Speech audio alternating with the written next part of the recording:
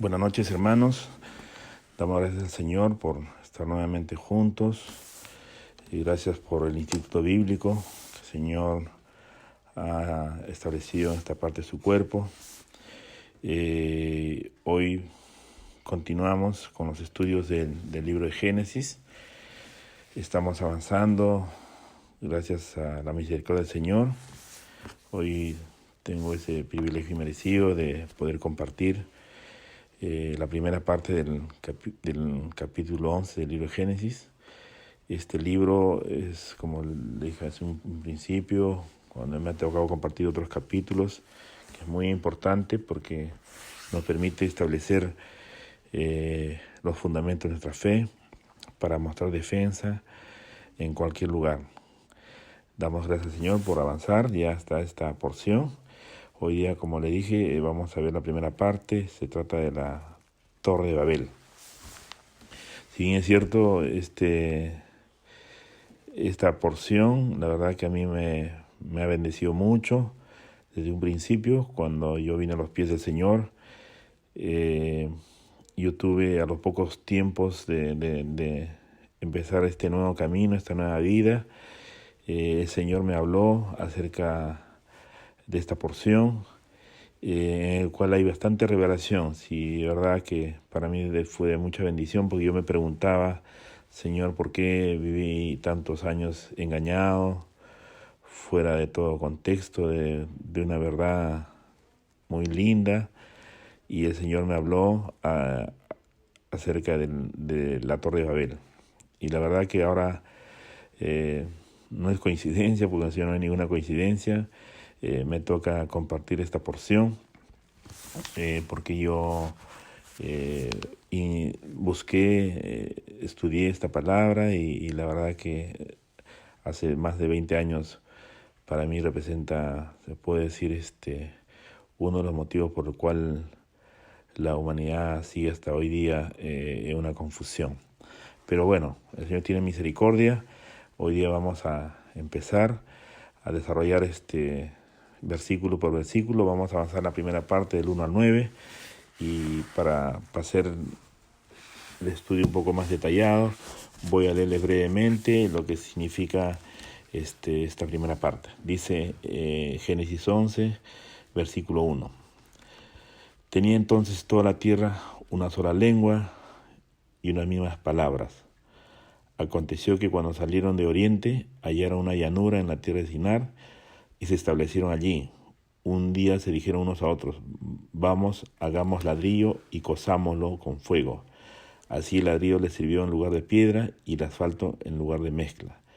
Después dijeron: vamos, edifiquémonos una ciudad y una torre cuya cúspide llegue al cielo, y hagámonos un nombre por si fuéramos esparcidos sobre la faz de la tierra. Jehová descendió para ver la ciudad y la torre que edificaban los hijos de los hombres, y dijo Jehová: el pueblo es uno y todos estos tienen un solo lenguaje. Han comenzado la obra y nada los hará desistir ahora de lo que han pensado hacer. Ahora pues, descendamos y confundamos allí su lengua, para que ninguno entienda el habla de su compañero. Así los esparció Jehová desde allí sobre la faz de toda la tierra, y dejaron de edificar la ciudad. Por eso se le llamó Babel, porque allí confundió Jehová el lenguaje de toda la tierra, y desde allí los esparció sobre la faz de toda la tierra. Bien, estos 9 versículos tienen una gran importancia, se desglosan en este estudio detallado que vamos a empezar a realizar, porque en verdad las generaciones de los hijos de Noé tuvieron la oportunidad de un nuevo comienzo. Era la oportunidad para hacer las cosas como Dios había mandado, es decir, multiplicarse y llenar la tierra, como dice Génesis 1:28, y lo mismo lo vuelve a repetir en Génesis 9, después del diluvio, en el versículo 1 y el versículo 7. Algunos lo hicieron y comenzaron a poblar regiones antes inexploradas, pero otros se rebelaron y en lugar de expandir sus horizontes comenzaron a reunirse, estableciendo ciudades amuralladas para defender lo que ellos estaban construyendo.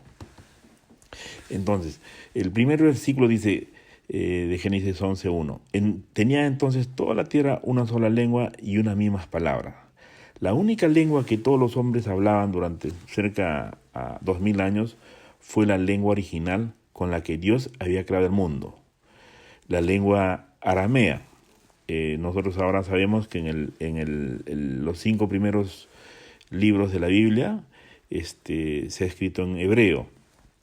¿Por qué en hebreo? Porque el arameo era una lengua semítica. Todos hemos estudiado en los capítulos anteriores acerca de la descendencia de los hijos de Noé, y uno de los hijos de Noé fue Sem. Entonces, el arameo es una lengua semítica, ¿no? Pero que está muy relacionada al hebreo. Aram, que es donde viene el origen de esta palabra arameo, está en el norte de Israel. Entonces, para familiarizarnos, porque ya no se habla mucho el arameo, vamos se puede decir, resumir que la lengua con la cual se había creado el mundo es la lengua hebrea. La frase una sola lengua y de iguales palabras, literalmente traducida del hebreo, dice palabras o cosas únicas, por lo que se entiende en el sentido de tener un único propósito o un pensamiento en común, de manera que todos hablaban el mismo idioma o lengua. Set y Caín transmitieron el lenguaje a sus descendientes, y así consecutivamente en una cadena de generación en generación, como dice Génesis 4, 8, la parte A. Y dijo Caín a su hermano Abel: salgamos al campo. Entonces, este es prácticamente lo que resume que en el principio todos tenían una sola lengua y unas mismas palabras. En Génesis, del versículo 2 al 4 dice: y aconteció que cuando salieron de oriente, hallaron una llanura en la tierra de Sinar, y se establecieron allí, y se dijeron unos a otros: vamos, hagamos ladrillo y cozámoslos con fuego. Les sirvió el ladrillo en lugar de piedra y el asfalto en lugar de mezcla. Y dijeron: vamos, edifiquémonos una ciudad y una torre cuya cúspide llega al cielo, y hagámonos un nombre por si fuéramos esparcidos sobre la faz de toda la tierra. El relato inicia con el fin de una peregrinación, y fue un salir de oriente. Normalmente hallaron la llanura y se quedaron allí.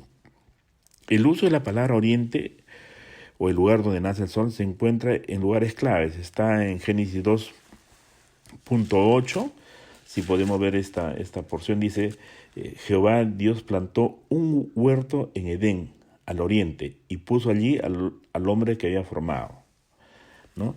En el 3.24, Dios vuelve a decir algo parecido: echó pues fuera al hombre y puso querubines al oriente del huerto de Edén, y una espada encendida que se revolvía por todos lados para guardar el camino del árbol de la vida.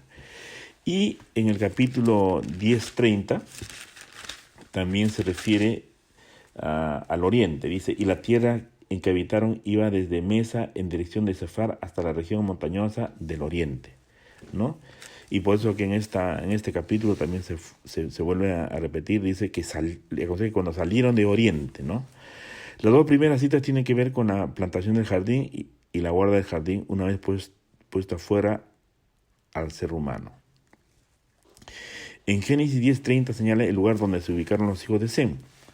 El desplazamiento geográfico tiene como objetivo mostrar el camino que siguieron los seres humanos descendientes de Sem luego del diluvio y la consecuente dispersión que se describe acá en Génesis 11 del 1 a 2. Entonces retoma lo anterior de un modo cualitativo: y fue toda la tierra con una lengua única y palabras únicas. La palabra de Shinar es Babilonia, o sea, Sinar. Allí nació el ocultismo y la astrología. Babilonia es la madre de las rameras de la tierra. Las rameras son las religiones apóstatas. En Babilonia no hay piedras naturales. Utilizaron ladrillos porque en Babilonia no hay piedras. Babilonia es un valle y las piedras se encuentran en terrenos montañosos. Vemos que con la reproducción de Noé y su familia, nos dice la Escritura que eran de un mismo idioma, lo cual les permitió ponerse de acuerdo para la desobediencia, y se agruparon en un mismo lugar y construyeron la Torre de Babel. Y se dirigieron unos a otros, es decir, una nación a otra, como el caso de Mitraín, que significa Egipto, a Cus a Fut y Fut a Canaán, que fueron estudiados en el capítulo 10. En la rebeldía que se había levantado bajo Nimrod, que estaba tomando el control sobre todos los hombres del mundo, intentaron hacer una ciudad y una torre para desafiar a Dios. Los motivos detrás de sus ideas eran rebeldes. Los hombres ya no querían estar sometidos al Creador, sino se inventaron su propio sistema de culto, como dice en Romanos capítulo 1, que explica todo este proceso de apostasía. Los hombres de esa época, según los sabios, vinieron con una misma idea en mente y dijeron: Dios no tiene derecho a reservarse para sí las regiones celestiales. Subamos al firmamento y llegámosle la guerra. Según otra explicación, esta frase significa que ellos hablaron contra el ser único del mundo. Según otra explicación, dicen la frase y un mismo propósito. Significa que ellos dijeron: cada 1656 años el firmamento se desploma, tal como sucedió durante los días del diluvio. Vengan y coloquémosle un soporte. O sea, lo que estaban diciendo es que no nos vayan a volver a destruir, como ellos. Todos sabemos que el eslabón entre el mundo antediluviano y este postdiluviano eran los hijos de Noé. Ellos sabían de qué era el mundo antediluviano, y por eso que, como una especie de temor, decían: no, vamos a reservarnos algo, vamos a hacer algo cimentado para preservar nuestra vida en caso fuéramos nuevamente destruidos. Entonces, la construcción de una torre en sí no tiene nada de malo. El problema era la intención por la cual se hizo. Hoy en día se construyen altos edificios en las ciudades, dado que ya no hay más espacio hacia donde expandirse. Es por necesidad. Pero ¿qué necesidad tenían de construir una torre en medio de la llanura del Sinar? En esa época prácticamente tenían todo, era una llanura. Más aún, todos sabemos que Mesopotamia era prácticamente el lugar donde estaba la desembocadura de los dos ríos que se nombran en el principio, el Éufrates y el Tigris. Entonces, la Biblia explica la razón por la que hicieron la Torre de Babel. Los hombres buscaban hacerse un hombre famoso. Querían exaltarse a sí mismos, querían llegar hasta los cielos y ser como Dios. Ellos no querían ser dispersados y dar la tierra como Dios les había dicho. Más bien, querían permanecer juntos y hacer maravillosas obras para hacerse grandes y famosos. Esa generación se unió con el propósito de glorificar el poder del hombre y exaltar sus propios nombres. Era una sociedad antropocéntrica, es decir, tenían el hombre en el centro, en lugar de teocéntrica, teniendo a Dios como el centro de sus vidas. La Biblia no menciona a Nimrod en el capítulo 11, pero no podemos olvidar que él fue quien fundó la ciudad de Babel, donde se construyó la torre. Esa era la capital de su reino. Haya estado vivo o no, para el tiempo de la construcción, no podemos evitar pensar que él sembró la idea de la exaltación propia y la rebelión en contra de Dios en el corazón de su pueblo. En Génesis 10:8, del 8 al 10, dice: Cus engendró a Nimrod, quien llegó a ser el primer poderoso en la tierra. Este fue vigoroso cazador delante de Jehová, por lo cual se dice así como reino vigoroso cazador delante de Jehová, y fueron cabeceras de su reino Babel, Erec, Akkad y Calne, ciudades en la tierra de Sinar. Entonces, como podemos ver, esta injerencia, se puede decir, de Nimrod en toda esa generación fue poderosa. Entonces, ¿cuál fue la respuesta de Dios? ¿Cuál fue la reacción de Dios al ver la Torre de Babel? ¿Cómo reaccionó Dios? Porque Dios había dado una oportunidad, como hablamos al principio, a Noé y a sus descendientes, ¿no?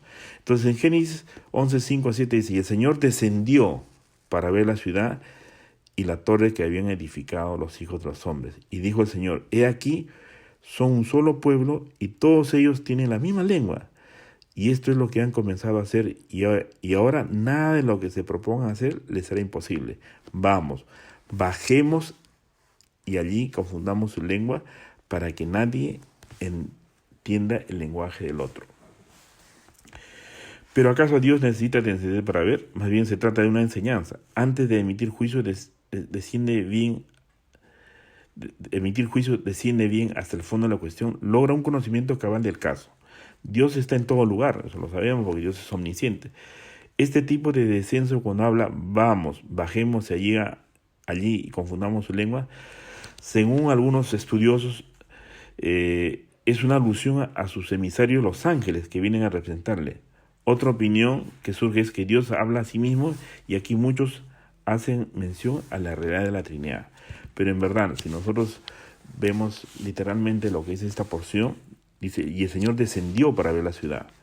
No se habla, nosotros sabemos que el tercer cielo, el cielo es el trono de Dios, y la tierra es, se puede decir, el estrado de sus pies, ¿no? Entonces, nosotros sabemos que acá Dios descendió, pero dice, ahora bajemos, y allá confundamos, estamos en plural, o sea, vino la Trinidad a ver lo que estaba aconteciendo. Ahora, tomemos nota de que no se nos dice que Dios confundió sus lenguas, en el plural más bien dice su lenguaje en el singular, de manera que ellos hablaban una sola lengua, hablaban el hebreo, por desobedecer a Dios y no querer dispersarse por el mundo para poblarlo. Cuando Dios destruye la Torre de Babel, hace que nazcan más lenguajes e idiomas o lenguas semíticas, derivadas entre ellos. ¿Cómo uno puede vivir y mucho menos trabajar con alguien con quien uno no se puede comunicar? Es prácticamente imposible. Hoy día tenemos eso en nuestra vida cotidiana. Hoy día prácticamente, si nosotros no dominamos un idioma extranjero, porque el inglés es un idioma, es muy difícil poder comunicarnos con otra persona. Es un poco complicado. Entonces, la forma de frenar los planes del hombre fue confundirlos. Eso es exactamente lo que significa la palabra Babel. Literalmente significa confusión, Babel. Entonces, diríamos la torre de confusión. El resultado fue que cada uno tomó su camino y así comenzaron a dispersarse. De esta forma, Dios hizo que se cumpliera su voluntad. Y la torre que habían edificado los hijos de los hombres, ¿hijos de quién? Si no, tal vez hijos de asno, de camello, no. En realidad esta frase debe ser entendida en el sentido de los descendientes de Adán, el primer hombre, quien renegó de lo bueno que Dios le había dado y dijo, la mujer que me diste para estar conmigo, ella me dio del árbol y comí. De igual modo, también estos descendientes de Adán renegaron del bien recibido al rebelarse contra aquel que los había beneficiado y los había salvado del diluvio. Esta capacidad de unidad y de organización causó que los hombres pudieran llegar a hacer todo lo que podían soñar. La unidad y la organización tiene mucho poder, tanto para lo bueno como para lo malo. Un pueblo unido tiene mucha fuerza, un pueblo dividido es débil. He aquí, dice la palabra, son un solo pueblo y todos ellos tienen la misma lengua. Esto quiere decir, poseen todas las ventajas, son un pueblo único y tienen una única lengua para todos. Y esto es lo que han comenzado a hacer. Entonces, ¿qué es lo que sigue después de esta determinación? En Génesis 8:9 dice, 11:8-9, así los dispersó el Señor desde allí sobre la faz de toda la tierra y dejaron de edificar la ciudad. Por eso fue llamada Babel, porque allí confundió el Señor la lengua de toda la tierra y de allí los dispersó el Señor sobre la faz de toda la tierra. Esto quiere decir que los dispersó en este mundo, lo mismo que ellos habían dicho al construir la torre. No sea que seamos dispersados, porque esa era su consigna. Se cumplió en ello, como dijo el rey Salomón, lo que el malvado teme se cumplirá. O sea, ellos estaban, como dice, basándose en su propia prudencia. Entonces, Babel, ya sabemos, o Babilonia, significa confusión.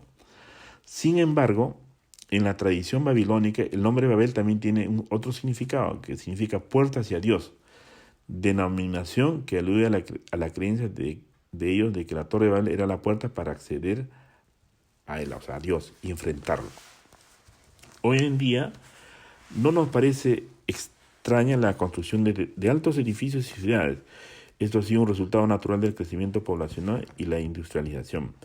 Pero en tiempos antiguos, lo normal era vivir en el campo.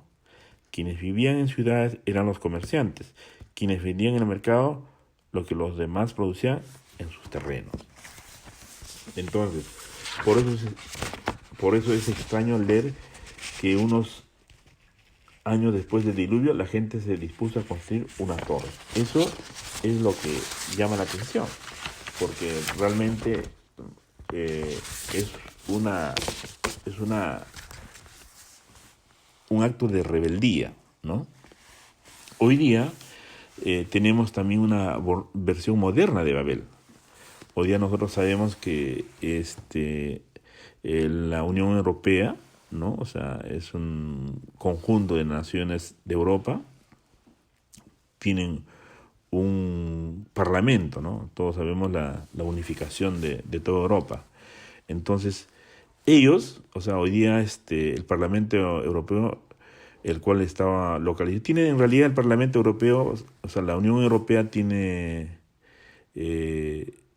tres sedes, ¿no?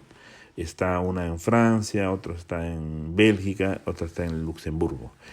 Pero el lugar principal donde prácticamente hacen el plenario está ubicado en Francia, en la ciudad de Estrasburgo, que está entre la frontera de Alemania y Francia. Es un edificio moderno, pero tiene la forma de una torre que no ha sido terminada de construir. Fue hecho así a propósito. Su diseño arquitectónico está inspirado en la pintura de un pintor muy famoso, que ustedes lo pueden ver en el internet, ¿no? Se llama Peter Bruegel, sobre la Torre de Babel. Él tiene una pintura, y esa pintura sirvió, se puede decir, como referente para que los arquitectos y los ingenieros construyan el edificio del Parlamento Europeo. Cuando se inauguró el Parlamento, en los afiches y panfletos pusieron una caricatura con la imagen de la Torre de Babel, la cual estaba siendo construida por gente en forma de ladrillo. El lema de la campaña era Europa, muchas lenguas, una voz. Era una frase llamativa, parecía tener un mensaje noble llamando a la unidad, el respeto y la tolerancia. Pero ¿por qué relacionarlo con la Torre de Babel, el cual es un símbolo de rebelión en contra de Dios y exaltación del hombre? Ese era el mensaje subyacente que ha caracterizado el pensamiento europeo en la era moderna. Todos sabemos, amados hermanos, que no es ajeno a nosotros, todos los días podemos ver que toda la inspiración para todo lo que es oponerse a Dios nace en Europa. Todo nace en Europa. La rebeldía, estas últimas cosas que nosotros vemos, que el hombre está buscando el amparo de la igualdad, la libertad de derechos y todas esas cosas, viene de Europa.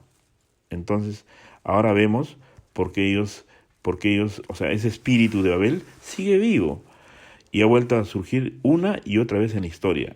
Así será hasta el final, cuando caiga el reino del hombre, que se llama Babilonia, para darle paso al reino de Dios, que es de Jerusalén.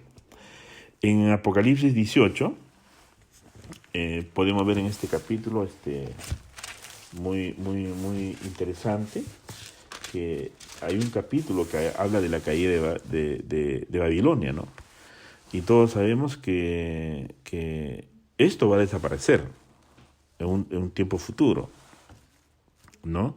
Entonces, eso no es ajeno, porque está escrito y todos sabemos que la palabra de Dios se va a cumplir al pie de la letra, y esto va a ser una verdad futura que ahora no lo vemos. Pero todos sabemos que es la Babilonia moderna, por decirlo así, la que inspira la rebeldía contra los preceptos establecidos por Dios. En el libro de Daniel también está profetizado, ¿no? Y además fue una cosa evidente.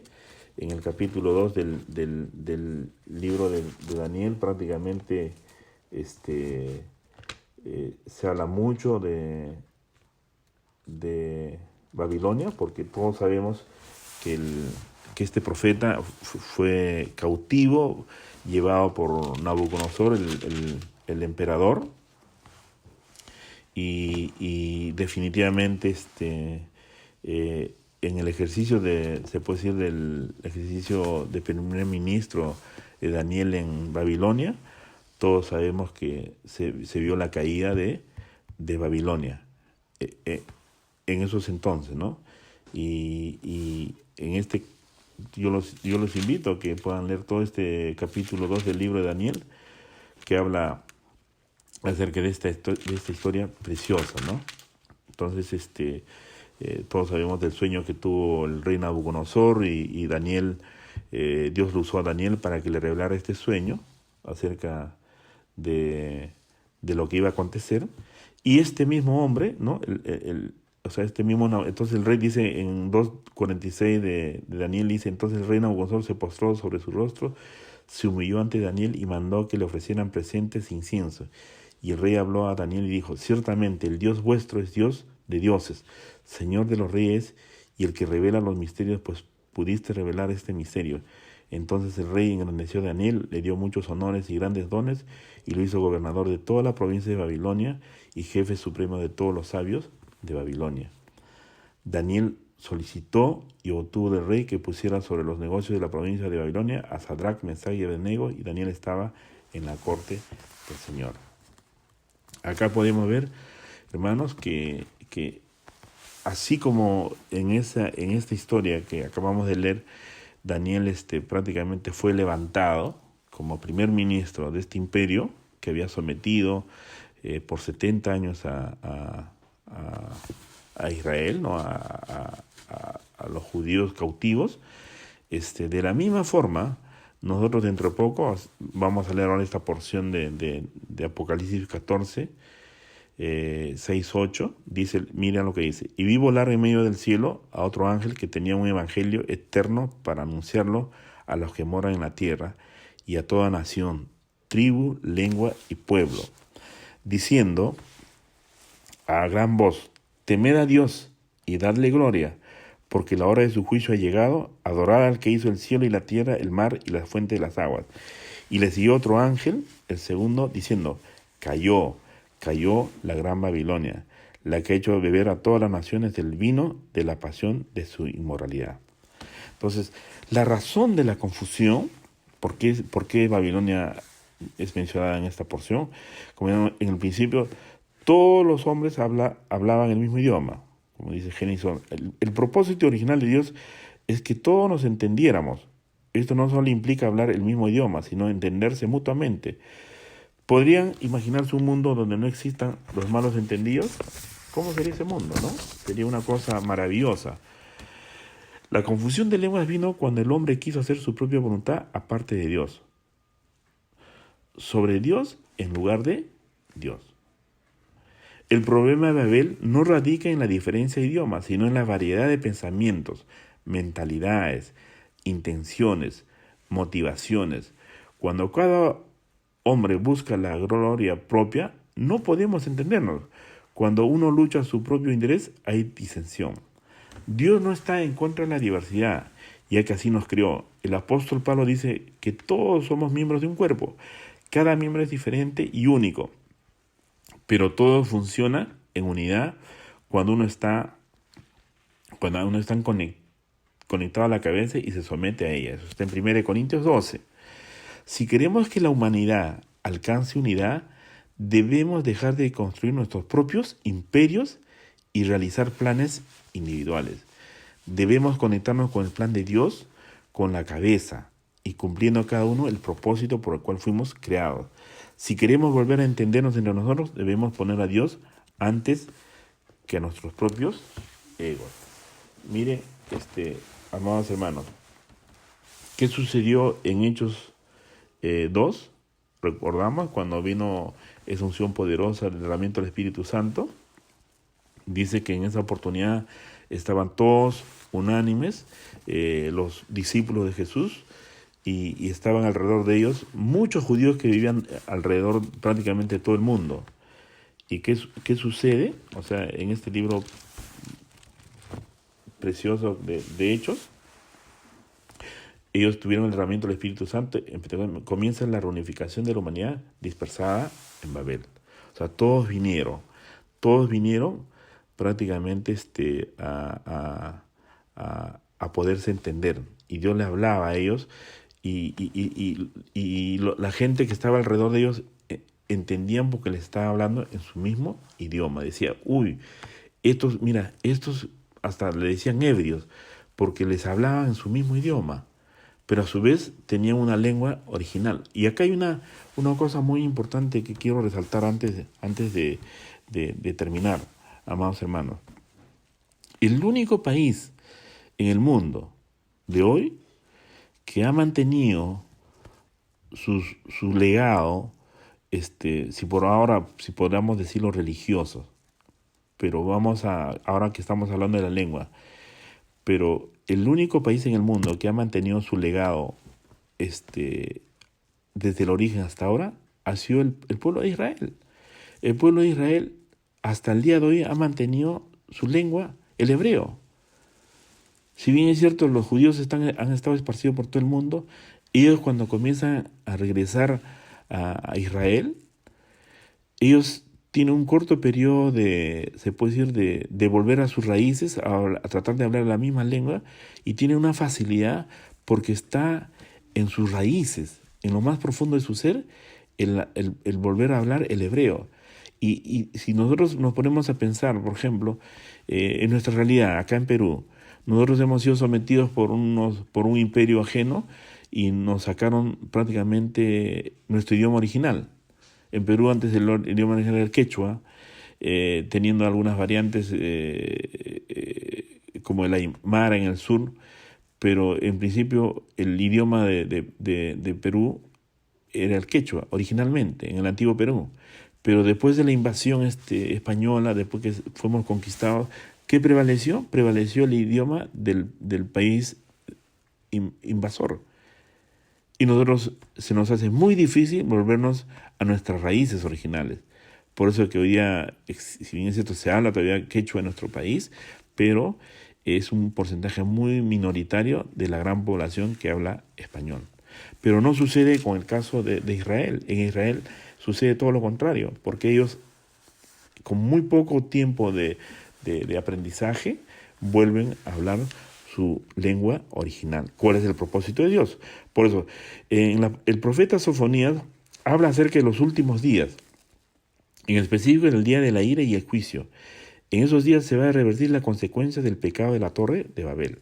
Mira lo que dice esta palabra, que es muy importante, y con eso que quiero terminar. Está en Sofonías, capítulo 3, versículos 8 y 9. Por tanto, dice, esperadme, dice Jehová, hasta el día que me levante para juzgaros, porque mi determinación es reunir las naciones, juntar los reinos para derramar sobre ellos mi enojo, todo ardor de mi ira, por el fuego de mi celo será consumida toda la tierra.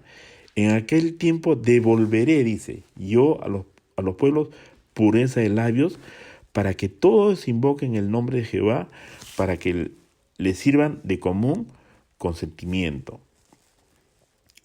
La frase pureza de labios, hermanos, literalmente significa aclarar o limpiar la lengua o idioma. Algunos comentaristas interpretan esto como el regreso a un solo idioma. No solo eso, sino que nos comprenderemos. ¿Por qué? Porque todos invocarán el nombre de Dios en lugar de buscar hacerse un nombre famoso como en Babel. Así que, amados hermanos, esta es la primera parte de este precioso capítulo, el 11, que habla acerca de la Torre de Babel y que ahora hemos podido desmenuzar versículo por versículo acerca de su significado. Sabemos que los hombres han tenido un afán de hacerse notorio, de tratar de mostrar su autosuficiencia, su poder, desobedeciendo las cosas que Dios había establecido. O sea, desde el principio Dios les dijo que se multipliquen, que fructifiquen y que sometan a toda la tierra, pero ellos no obedecieron y por eso que fueron confundidos. Pero abrigamos con una esperanza increíble que eso va a restaurarse y eso va a quedar prácticamente en un futuro cercano, restaurado, porque dice, de toda la lengua, de todas las razas, adoraremos a nuestro Dios todos juntos. Y así podremos terminar con esta confusión en la cual hoy día el mundo vive sumergido. Que Dios los bendiga.